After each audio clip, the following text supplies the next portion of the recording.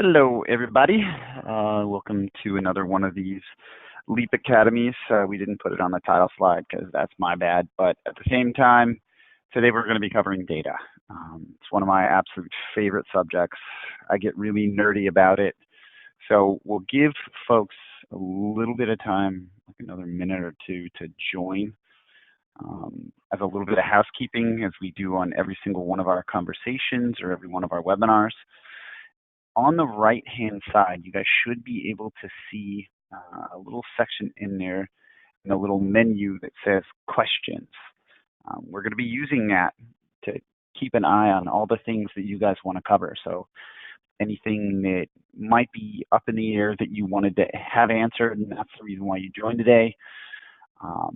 Ways to communicate back and forth between us. Again, we're going to be looking at these things throughout. I'm joined today by our internal marketing manager. Her name's Michelle Copenel.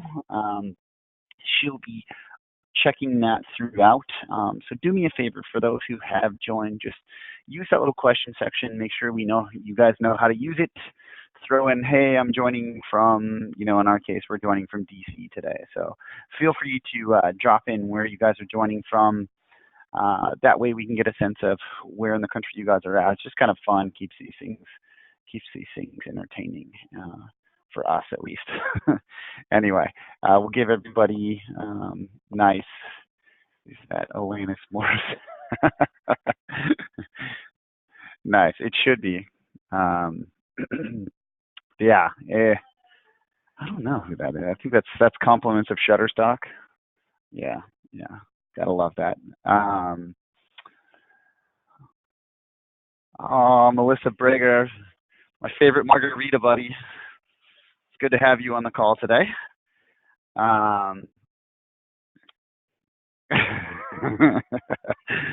So yeah, we'll give everybody about another 30 seconds to join, and then we'll get rocking from here. Because today, again, these are going to come into effect. We're going to be doing a mix of these different types of webinars. So there's going to be a jump between some of the longer form ones where we bring in customers and partners that are actively using Leap, that are really what we would consider the best practice for how to leverage a tool like this in the field. How they're pairing it with financing, how they're pairing it with data, how they're pairing it with their contracts, estimates, all that other good stuff, CRMs, you name it. So it's a really neat way for us to bring people in, but obviously those take a little bit longer. Today, on the other hand, this is going to be really the first formal mini-series that we're going to be kicking off. We're aiming to get these things done in between like 15 minutes and a half hour max. I really don't want to go to a half hour. If we have to, because there's questions, game on, we'll do that. But again, these are really going to be designed to get knocked out in about 15, 20 minutes max. So anyway, with that said, welcome to the party. Data is what we're talking about today. To give you guys a little bit of a background of who I am, my role, why the hell I love talking about data. In a nutshell, I don't come from the home improvement space. I come from the tech space. So most of what I've done professionally has been working with private equity firms, going into companies and leveraging a lot of data, predictive analytics, heavy-duty algorithms, et cetera, to leverage growth businesses. So what does that mean in a nutshell? It means I use a hell of a lot of data, tell me what to do, why to do it, and then more importantly, we use the data to also give us tremendous amounts of meaningful insights on our customers and how we can better run the organization to serve those who pay our bills. So anyway, long and the short of it, that's why I love data. That's why this is my biggest nerd subject. It's what I absolutely love doing, and it's just fascinating for me. So without further ado, let's get this thing rocking. All right, so these are going to be the main points that we're going to be talking about today. One is there is a massive lack of data in the home improvement space. So that exists on both the manufacturer as well as the company side. So for all of you who are joining today, again, if you run, if you're a GC or if you run a remodeling organization, guess what? There's a tremendous loss or lack of data from what you guys are trying to solve for. It's if I create a lead, what the hell happens to it throughout the entire funnel? The other side of it too is how can you then use any data that you do have to make any sort of like meaningful changes. So it's not only what you can see or what you can't see, but it's also understanding what can you then go do with it. We'll open it up for Q&A at the end of it too if you guys have any questions of like, hey, I faced this the other day. How should I have handled that? Or is there a way to leverage this, this, and the other? Some of you, I guarantee, are using Leap. Some of you are not. So again, what we'll take a look at is just how to use it in both circumstances. Because again, I want this to be more educational today. So first thing we got to take a look at is we got to take a look at the lack of data in this space. Compared to a lot of the other, I guess call it verticals or different markets in the world, like outside of home improvement, there's a lot of data. If you look at Amazon, for example, you go and buy one thing and all of a sudden it starts to really predict your behaviors, and based on the tremendous amount of data that Jeff Bezos has in his back pocket, he can then tell you, hey, you bought this, well, I think you might like this, this, and this. And he can tell you those things at a fairly high accuracy. So again, data exists and drives a lot of consumer behavior in other verticals. The only downside is we don't have it. So oftentimes people look at this and they go, well, hey, this might be my sales force. I might have a ton of leads. I might have $12 million in my active pipeline that I'm selling right now. Here's how much I've won this year. I got data coming out the wazoo. Guess what? Wrong. You don't. And let's take a look at why. More importantly, we have to ask ourselves the question, like, where the hell did this data come from? Where am I getting all these different things? The reality is, in this space, all of our data outside of just lead data, meaning like someone's name, address, phone, email, those core pieces of information, everything else that we have, aside from conversion data, you can see that down at the bottom, but everything else is self-reported. And you got to ask yourself the question, like, am I going to run my business based on what one of my sales reps tells me? And if you say yes, that's kind of terrifying. I'm not going to lie. You shouldn't do that. The reason being is every one of these guys is motivated to save their own ass, not yours. They're looking at this going, if I'm given 10 leads and I show up to one late, I sure as hell am not going to say that I showed up to one of those late, especially if you're in these summer months where for some organizations that we talk to, they're down on leads because everyone's on vacation. So it's tough. They've had to thin out their teams, etc. So when you look at it, sales reps are always going to be incentivized to save their own ass. They are going to report data that benefits them in the long run. They don't give two craps about your business. They give a crap about their commission check. So when you look at that, you have to really ask yourself the question, is the data that I'm judging, the data that I'm basing all of my operational decisions on, where's it coming from? Trace it back to the start. Every single thing you're going to find, whether it's the attendance, did somebody show up to that lead on time? Is that lead good quality? Your call center could have spent 30 minutes on the phone with somebody who was saying, yeah, you know what, I need a roof so bad because, there's a cool breeze. It's basically a screen door over my head. How do I need, I need you to come out ASAP, blah, blah, blah. That rep could go out in the field, say one thing that's just really screwed everything up at the beginning, and then, oops, guess what? I'm not going to come back and be like, oh, yeah, that lead was so good, but, I completely dropped the ball. But thank you anyway. They're never going to do that. What they will do is they'll go back, yeah, that person was not interested whatsoever. I think they were full of it. No way in hell. Feel free in the question section. Drop in there. Yeah, that's happened to me. Or, James, you're full of crap. Like, please let me know if that's ever happened to you guys, because again, we hear it all the freaking time. So when looking at this, you got to remind yourself, like, self-reported data is not clean data. It's not reliable. It's not something that can be used as the foundation for your organization. The only data that you have that's any good is what happens when it does sell. At that point, you can say, yeah, they sold the job. Of course, they're going to give you the rundown because you're not going to get pissed as a boss to say, oh, yeah, you sold the deal. Well, You know, okay, tell me that person was a jerk, or tell me that person was difficult, or tell me you had to do X, Y, and Z. Like, who cares? You sold the job, game over, give me my commission, move on. The only other piece that you can get to is job costing. It's I can get the MSRP of that job versus what the par should have been versus what that rep actually sold for.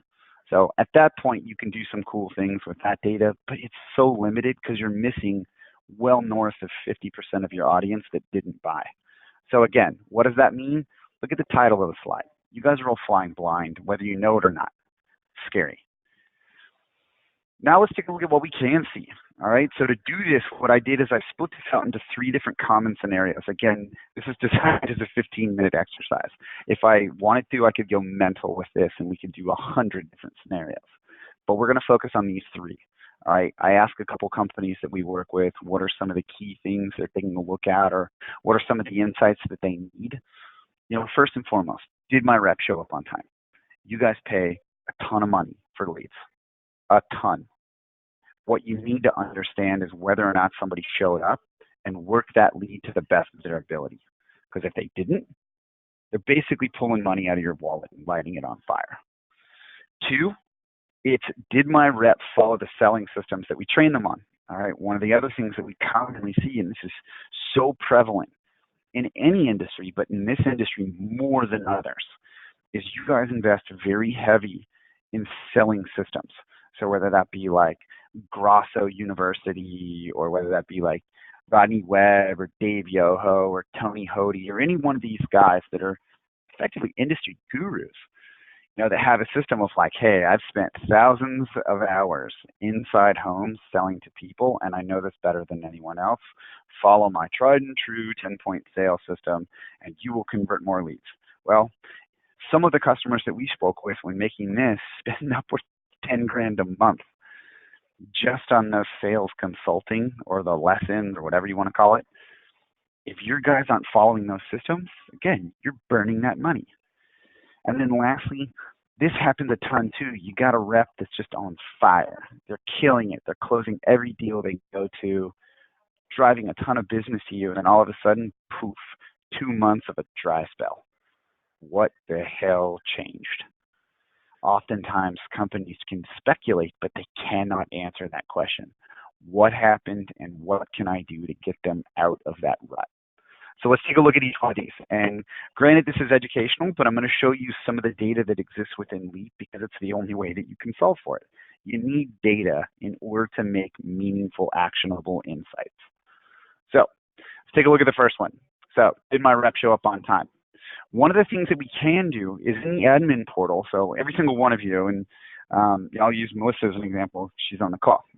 Any one of her reps that goes out in the field, whether it's her husband Steve or anyone, what she can do is she can pull up one of these and basically say, okay, I'm going to look at the data log.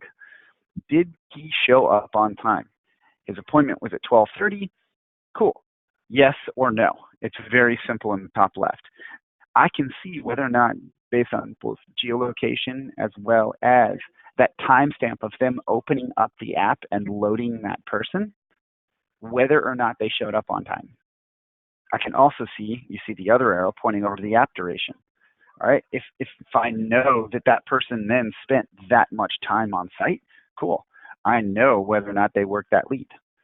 I know how long they spent in that home. If they showed up and they only worked minutes, red flag. Red flag. Something happened. What was it? It really is going to tell you not necessarily the answer for this stuff, but you know, hey, I need to gather some more information. So there's a lot, and this is just even on a summary. So this isn't even the full data log. This is basically just a very simple little summary that exists to answer that question and put it to rest immediately. Did they show up on time or did they not? One of the things that we do find with a lot of our larger organizations who have a fairly high turnover is they use this to call BS on some of their employees who go and say, oh yeah, you know what, they didn't even show up. If I see that you opened the app 30 minutes after your scheduled appointment, yeah, they probably aren't there. Why? You showed up half an hour late. What are you doing? It's really difficult to hold a big sales team accountable, or even a small team, if you don't have the data to show you whether or not that happens. And then if a user does not submit results, is there any way to see the log? We're working on getting a lot of this stuff sorted out, and the answer to that is you can see whether or not they submitted the results in the short term, like again, before we make some of these updates. If they don't submit the results immediately, you know there's an issue. And again, I'll get to this. There's a slide dedicated to that exact question, Craig, at the end of this. The question was, if a user does not submit results, is there any way to see the data log? Even on time, yes or no would help. So one of the things that we can do is we can see whether or not they submitted the lead relative to the time. And if they didn't, you know there's something you need to dig into. So again, I have a slide that's going to address that 100%. So cruising along, the next thing we get to take a look at in these real world scenarios is, did my reps follow the selling system that we trained them on? One of the neat things that you can do is oftentimes you say, all right, here's the set sequence for what happens when you go into a home and you demo a customer. First things first, I can see, did they show up on time? Yay or nay? All right, if the appointment for this person was at 10 a.m., guess what? They showed up 7 minutes late. All right. The other thing I can start seeing is a sequential pattern of every interaction with the iPad. Every time that rep touches the screen, there's a data log and a timestamp. What did they do? When did they do it? The core of all data, especially when you start looking at really advanced companies like the Amazons or the Netflix or some of these, where they can say, hey, based on your behavior, based on your patterns, here are the things that I recommend. Every single one of those is based on two things. And this is the way really heavy-duty predictive analytics works. You have to have what they did, and you have to have when they did it. By doing that, you can predict behaviors and patterns so much easier than if you have to go fill in the blanks. There's a really funky term called data availability segmentation that basically means I have this huge set of data, but there's a lot of holes in it. It's kind of like Swiss cheese. And using that data availability segmentation model, what it does is it goes and patches in those holes using data from other like sources. So there's a lot of cool things that you can start doing when your data has 0 holes in it. It's really freaking cool, and it's insanely powerful. And if you guys want to go down a real nerdy rabbit hole, game on. We can do that at some point. Reach out to me, and I'm happy to do that with you guys. Won't do it now to save people sanity.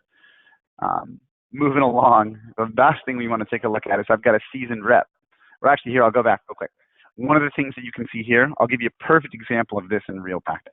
This happened to one of our big customers. This is actually the company that Leap was created inside of.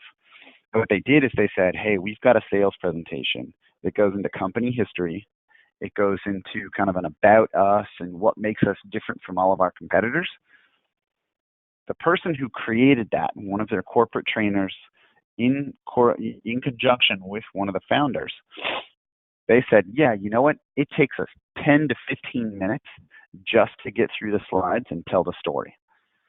One of the things they realized is if they started looking at the timestamps, and if you see where it says resource opened, they would look at that and see the different pages, because every time you flip the page in the presentation, you can see exactly what page they were on. They found that some of their most successful reps were the ones who took maybe 15 to 20 minutes to go through it, because they spent the time to build the value really early on and effectively overcome a lot of their competitor objections before they ever existed or before they even came up. But the reps that were seriously struggling were the ones who, instead of taking 10 to 15 minutes to go through it, they took 5. It was a glaring red flag that at the beginning of the interaction, they completely screwed it up and opened up the opportunity for their customers to start throwing objections at them for, well, you know, I'm going to get 4 other quotes, so don't really care about you guys because I don't know you. So again, just one glaring example of whether or not someone's adhering to a sales process. Next thing we'll take a look at is I've got a seasoned rep. They're in a bit of a slump. How the hell do I get them out of it? I'm going to show you what this looks like in the data. So give me 2 seconds. I'm actually going to jump into Leap so that you guys can see exactly what this looks like. So hopefully everybody can see my screen. But what we're going to look at here, this is basically the repository of all interactions that have occurred. You know, and what I did is I just opened up a certain week time frame. You can see here's the filter of dates, etc. You can sort this by office. You can sort this by, you know, any section in there for what was updated. You could also add any kind of filters, etc. So one of the neat things is for every one of my customer interactions, keep in mind you can push all this data back to your CRMs. For every one of these, I can say, all right, well, I know Josh Adams had an appointment on this date. This was my rep that went to that house. This is the CRM platform that they're using. Here's all the documents that were saved. So here's their signed contract. Here's the results. Here's the report they use. So this would be like a Hover or an EagleView report. If they filled out a financing application, that would be in here, but it would be password protected. Same thing if they filled out like a survey or a work order or something like that. On the right-hand side, when I hit this, this is the data log. So when I pull this up, this is going to show me not only that summary that I mentioned, any of the primary resources that were used, but as you can see, one of the things that I can start doing is as I scroll down, I can start showing exactly what happened in the home and start drawing up that narrative or that story. It's exciting. At this point, the only other thing that you can do to get this kind of data is to be 2 feet behind your rep, making that interaction with that homeowner weird because you're shadowing them. Newsflash. If you're doing that, 2 things are happening. 1, that rep's on their best behavior. So you best believe they're going to be going through every single checkbox in the handbook on how to do it right. Or at least they're going to try, right? The other thing that does, damn does that make your interaction weird with a homeowner. All right, I'm going to give you a scenario. You're at a restaurant. You're with all your friends. 2 waitresses or waiters walk up, and they go, "Hi, I'm James. Michelle here is going to be taking your order today. She's in training, and she's going to make sure that everything goes exactly the way it should. But I'm just going to be here monitoring." And you're sitting there going, your first inclination is not, "Oh, yay, I've got a trainee." It's, "Damn it, my order is going to be wrong." Or, "Damn it, I don't want to have to deal with a rookie." All right, people don't like being that first to market. People don't like taking a risk. This is their home. This is their main investment. This is their equity. This is what matters most to them. This is their retirement oftentimes. This is the legacy they're going to pass to their kids. It's a big freaking deal. So the last thing they want to do is gamble with somebody because they're being shadowed. Guess what? Good reps don't typically get shadowed. All right. And customers are smart enough to recognize that. If you think that's not the case, again, you're high. So going back, these are the kind of things that you can start doing is you can start drawing up exactly what happened in the home. You don't even need to be there. You don't need to be in the same state. You don't even need to be in the same country. As long as you have access to your computer, guess what? You can see this. All right? And I can go all the way from beginning to end. I can see exactly where all their negotiations took place. I can see that they're going to select some sort of financing option. They're building their contract. Guess what? They sent it. They put in their results. Deal is sold. Clap of the hands. You're done. Out of the house. Game on.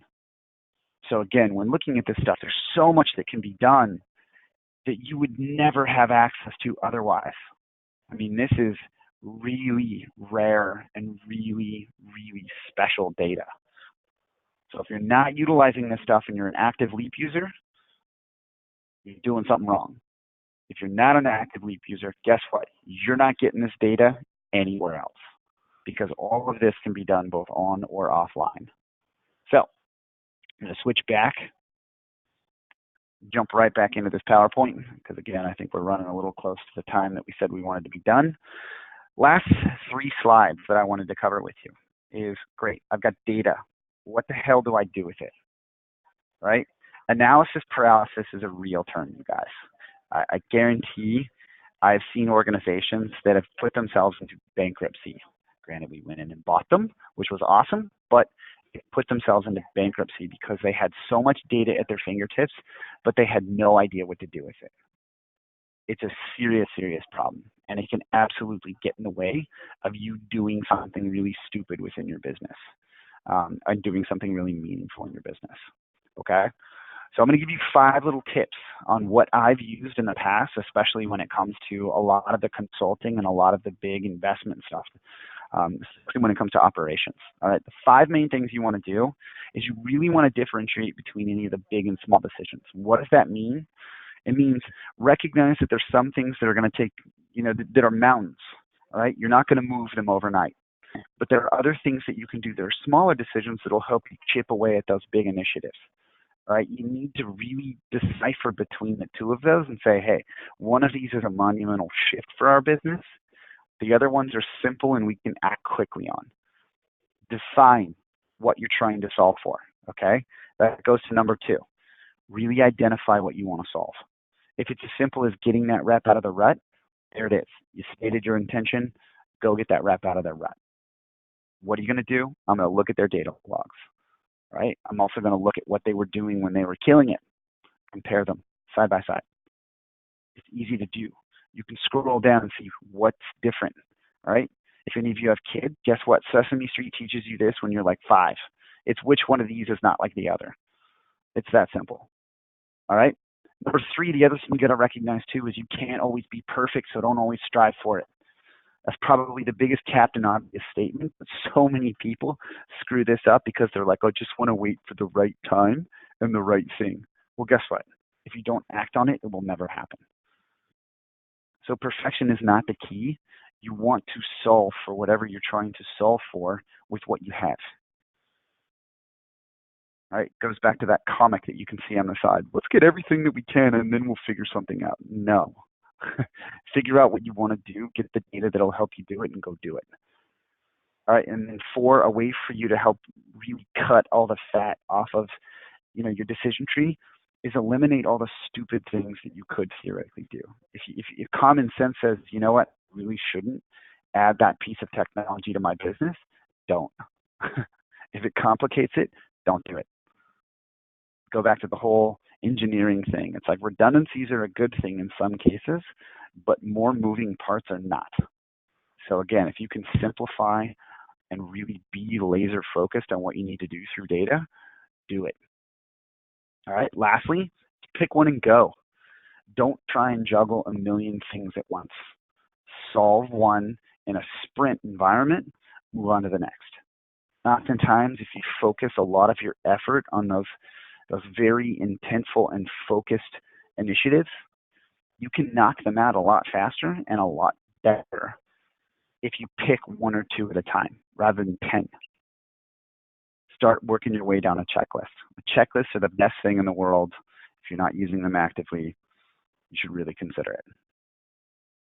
Lastly, this is the other thing I wanted to bring up. Craig, this slide's totally for you in this case. When you start talking about things that you have to go back on and you have to lean on, all right, you're not always going to get the data that you want because there's humans involved. Newsflash. Like the theory of economics and all sorts of other stuff, the only variable that makes a lot of those theories somewhat impractical are the fact that humans exist in the equation. Guess what? Humans are inherently imperfect. All right? It goes back thousands of years. Like, people screw things up. So what you can do is you can always adhere, and this is one of the best pieces of advice I was ever given to by somebody that was a Stanford MBA, incredibly wealthy, successful person, billionaire investor. The guy goes to me, he goes, you know what? Data doesn't always give you the answer, but it always tells you where to dig. Always.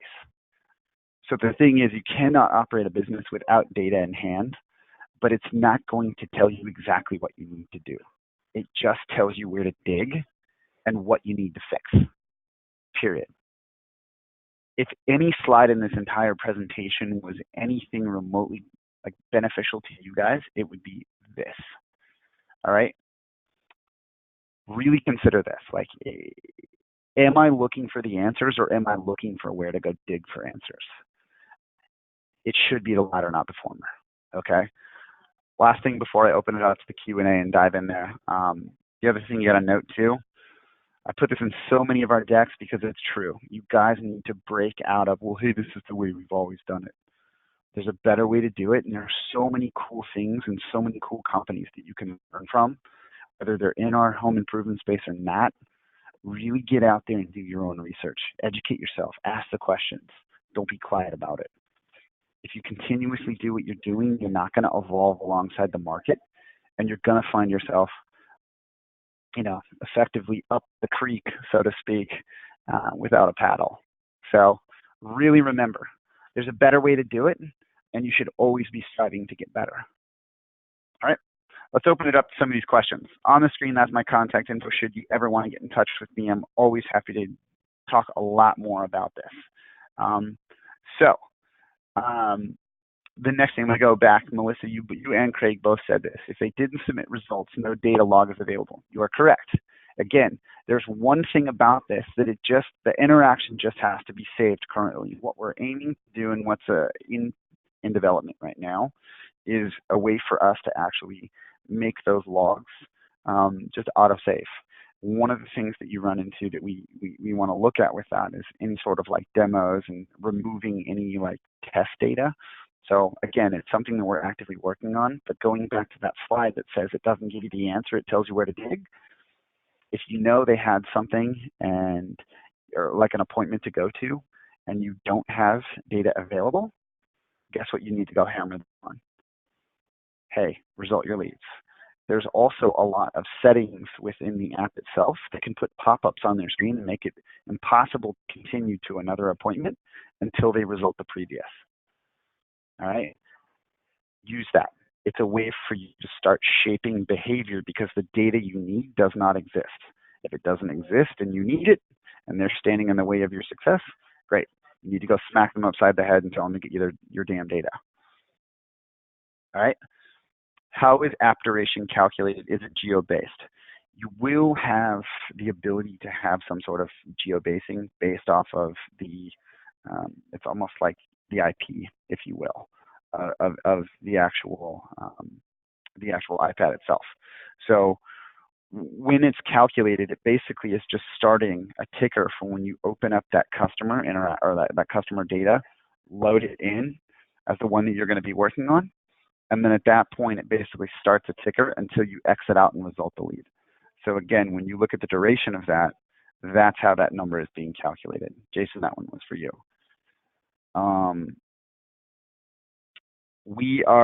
So the next question is, can the logs be dumped into an Excel or a CSV? We can export that stuff. But what we are doing is we're building a more advanced analytics platform